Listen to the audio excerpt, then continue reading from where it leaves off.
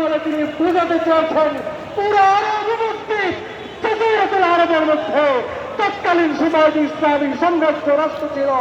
আমার নবীজি বলেছেন এই বিশাল সাম্রাজ্যের মধ্য থেকে এক প্রান্ত থেকে আমার প্রান্ত পর্যন্ত একজন সুন্দরী রমণীয় জুড়ি একাকে বিচরণ করে কোন পুরুষ তার দিকে চোখ তুলে তাকাবার ক্ষমতা রাখবে না।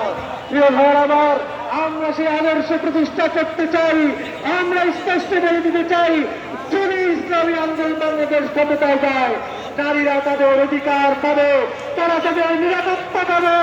যেহেতু বাংলাদেশের জন্য চিরতরে নেবে ইনশাআল্লাহ, নারীরা উত্তরাধিকার সম্পদ যথাযথভাবে তারা ফিরে যাবে। তাদের মহারণার সম্পদ তাদের নিজের মালিকানায় থাকবে। কোন পুরুষ অযথা তাদের দিকে জুলুম করে চক্ষু ঠুচু করার সুযোগ পাবে না ইনশাআল্লাহ। কাজে আসলে আমরা সকলেই দল মত নির্বিশেষে পুরুষ নারী আমরা সকলেই ঐক্যবদ্ধভাবে আগামী দিনে হাত পাখাতে বিজয় করে একটি সুন্দর বৈষম্যহীন নারী পুরুষের অধিকার প্রতিষ্ঠিত হয়, সম্মান প্রতিষ্ঠিত হয়।